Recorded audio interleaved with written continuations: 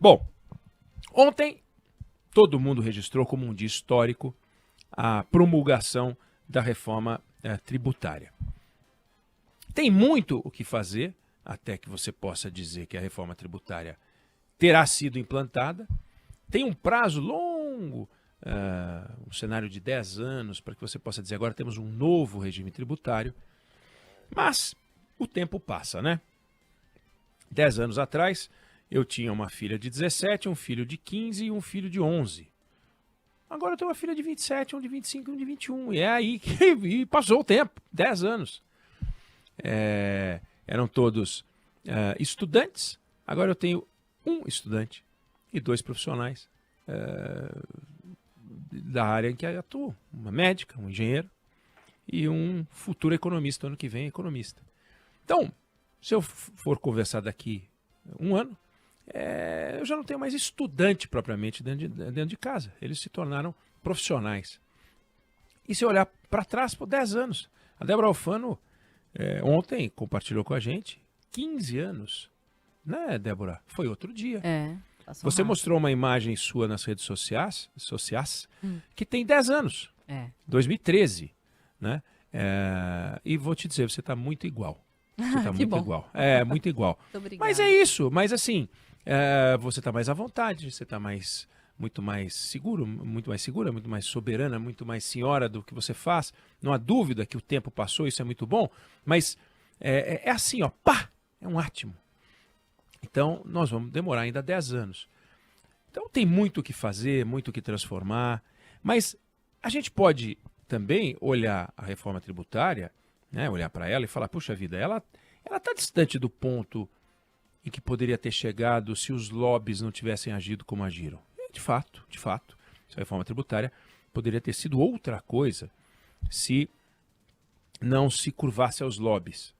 Mas esse argumento, e aliás o Fernando Haddad derruba esse argumento no discurso dele, não desta forma que eu vou dizer, mas ele disse que ela é resultado de um debate, e sim, porque a gente conheceu reformas tributárias, aliás, a gente conheceu reforma tributária feita na ditadura na década de 60, e foi aquilo que o burocrata quis.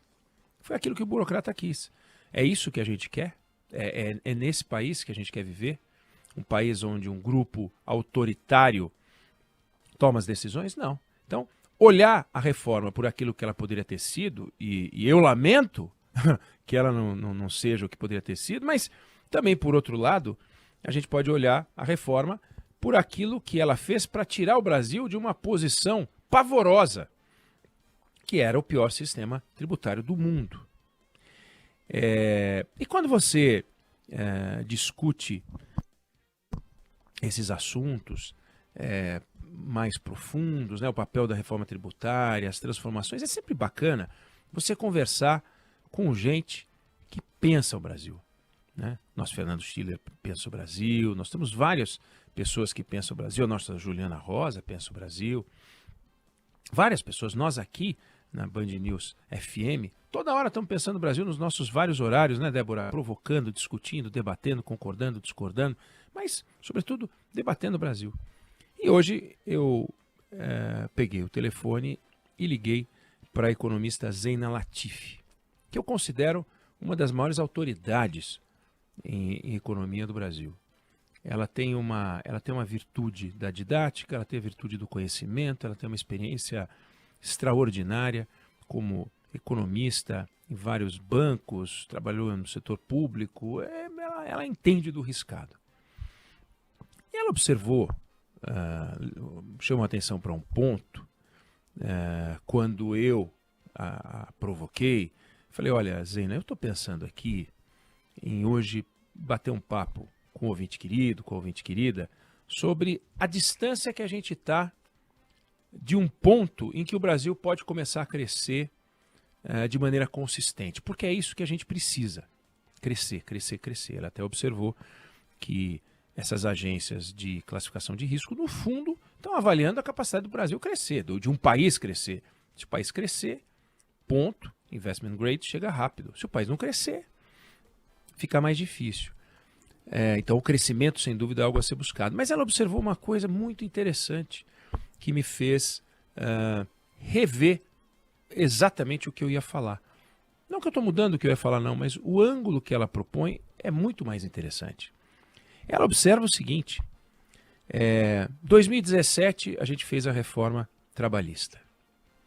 2019 a gente fez a reforma previdenciária. 2023 a gente fez a reforma tributária. Num prazo de 6 anos, o Brasil fez 3 reformas muito importantes.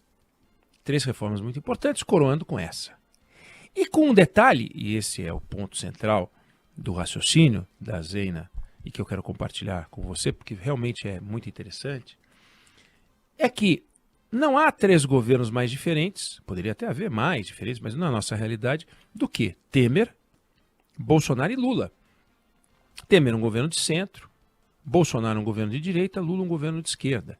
E, no entanto, os 3 governos fizeram uma reforma importante. Sendo que o governo Bolsonaro se valeu de toda a construção do governo Temer para aprovar a reforma da Previdência e aprovou a reforma da Previdência no primeiro ano de governo dele. Lula se valeu de toda a discussão da reforma tributária, que começa no governo do Lula, aliás, começa no governo da Dilma, do Temer, na verdade, e vai avançando e passa pelo governo Bolsonaro, que se fosse reeleito provavelmente aprovaria essa reforma tributária, e ela é aprovada pelo governo Lula. Aliás, não é pelo governo Lula, como também a previdenciária não foi pelo governo Bolsonaro, nem a trabalhista pelo governo Temer, mas no governo Temer, no governo Bolsonaro, no governo Lula. 3 governos totalmente diferentes uns dos outros. E, no entanto, teve continuidade no perfil de país reformista. Não tem muito país fazendo reforma neste momento, observa a Zeina Latifi. No entanto, a gente tem um Brasil fazendo reforma. E olha as reformas. Trabalhista, fundamental. Aquele entulho dos anos 40, aquela visão sindicalista que o trabalhador não pode conversar com o patrão porque ele é hipossuficiente, esquece. Não faz o menor sentido um negócio desse. E veio a reforma trabalhista. Previdência, o Brasil está envelhecendo.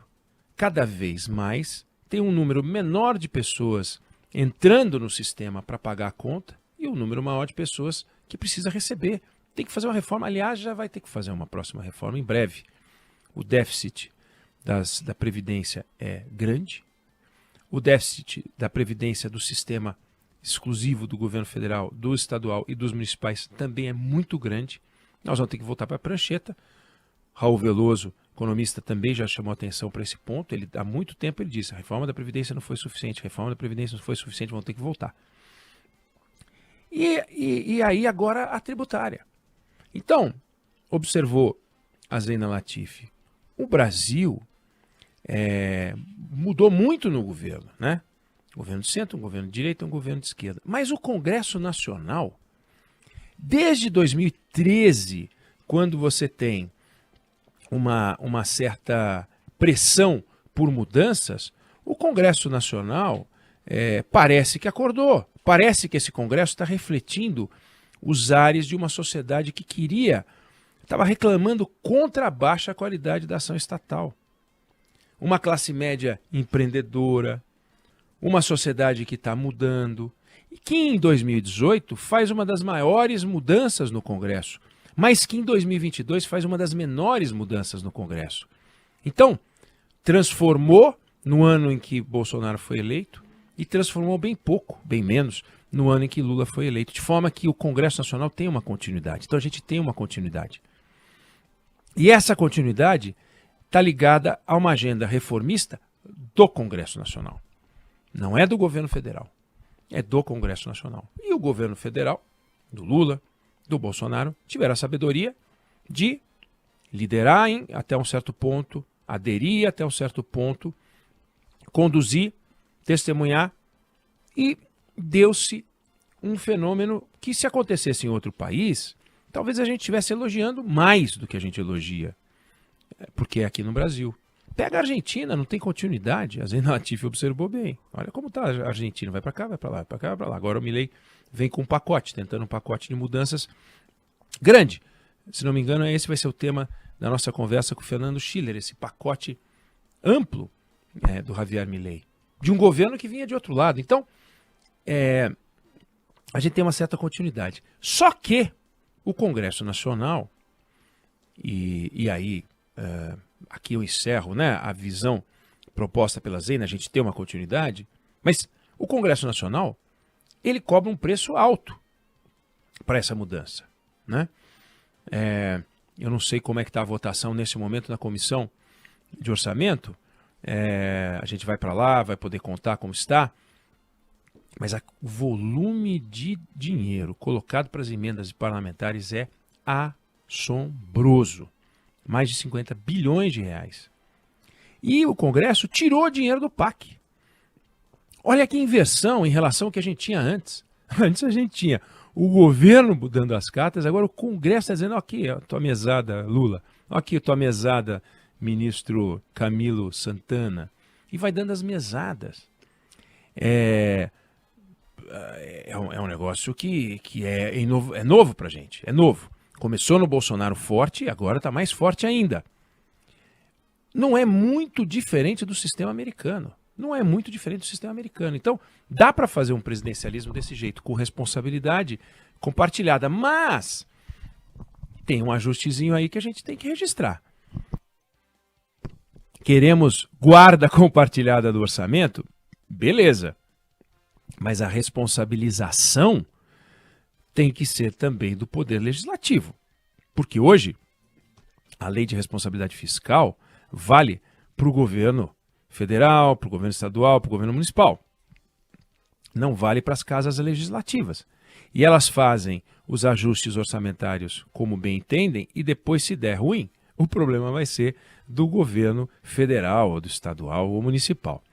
Mas que fique registrado o ponto da economista Zena Latif, a quem eu agradeço desde já o tempo que eu tomei dela para a gente bater um papo.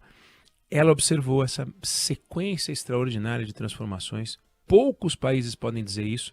Daí o reconhecimento da Standard & Poor's, que aumentou a nota do Brasil e que, se a gente continuar nessa toada e o Congresso continuar nessa toada, é muito provável que a gente realmente atinja o investment grade em 2 anos, o grau de investimento, que vai ser uma bênção, porque o que a gente precisa é de crescimento. Eu não sei se você concorda ou discorda, mas essa é a opinião que eu tenho sobre o assunto.